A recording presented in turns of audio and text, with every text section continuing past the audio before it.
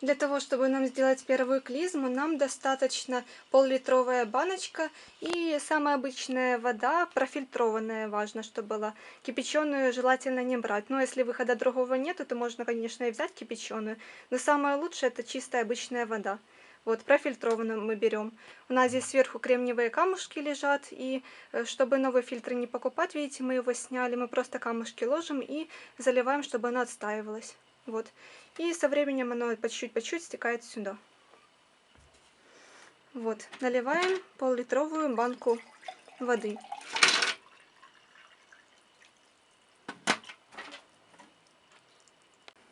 Нашу воду мы подогреваем на огне, чтобы она была чуть-чуть тепленькая.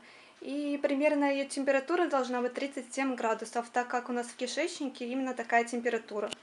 Для проверки мы используем самый обычный градусник. Вот, чтобы вода не перегрелась, опускаем ее в воду, чуть-чуть подержим и смотрим температуру.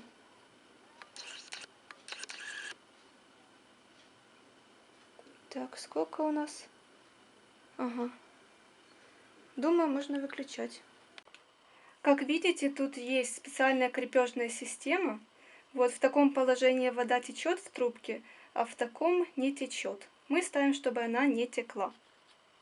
В ванной мы оборудовали вот таких два крючка, на один из которых мы подвешиваем нашу чашку. Вот за вот эту вот дырочку.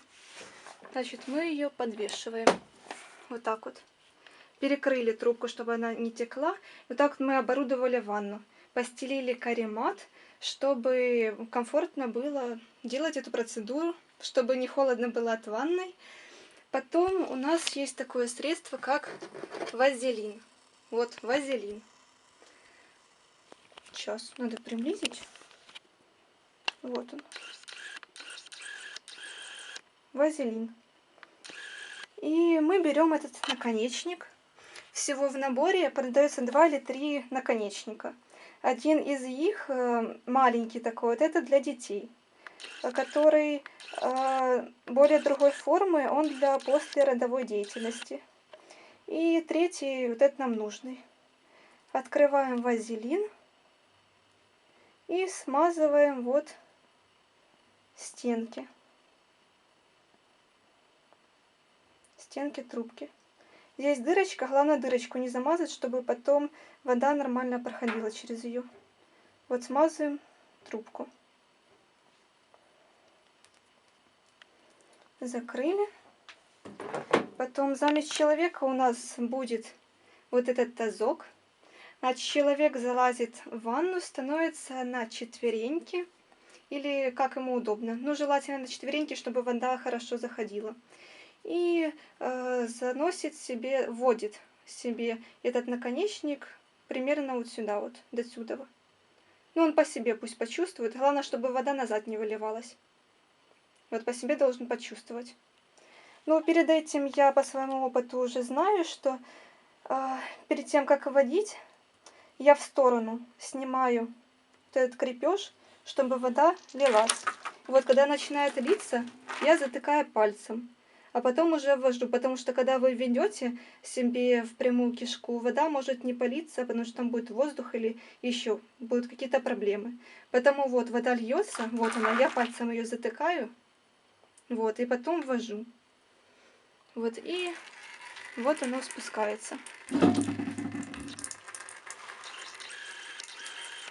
Сейчас будем примерно по времени засекать, сколько это пол-литровая баночка спускается. Когда вода закончится спускаться, вы услышите звук в вашей чашке. Вот чашка, вы услышите бульканье.